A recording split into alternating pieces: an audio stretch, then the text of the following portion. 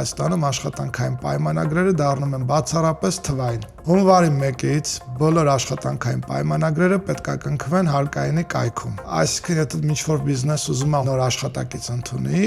մենակ կարող անի այն դեպքում, երբ որ աշխատակից ունի էլեկտրոնային ստորագրություն, իսկ դրա համար պետք է ունենա ID քարտ, ինչը բնականաբար ստանալը պրոբլեմատիկ է, ու այս հայտարարումը ցույց տվեց, որ պրոբլեմատիկ է։ Ու միջև գործի անցնելը առնվազն 1 օր շուտ այդ պայմանագիրը հարկայինի կայքում ստորագրեն։ Թվում է, թե շատ լավ բան է, բայց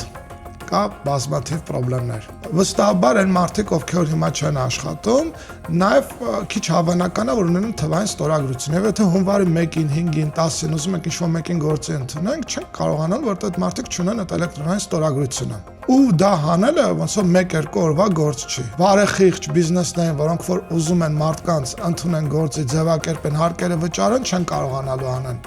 Ինչ են անելու, կամ կորցնելու են որակյալ կադրեր, կամ օրենք են խախտելու։ Իսկ գործող պայմանագրերը մնալու են, թե թարմացվելու են։ Չէ, հեսա կասեմ։ Հին պայմանագրերի համար տրվում է 1 տարի ժամանակ, որ աստիճանաբար նորը ստեղծենք, նույն բովանդակությամբ ու հին աշխատակիցները նորից մտնեն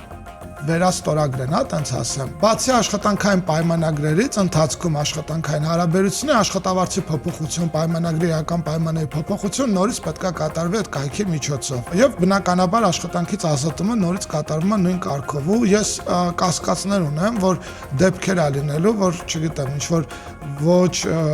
բարի դրացիական հարաբերություններով աշխատող գործատուն բաժանվել են ու չի ստորագրելու այդ փաստաթղթերը, գործնականում նորից խնդրեմ ստեղծելով բիզնեսի համար։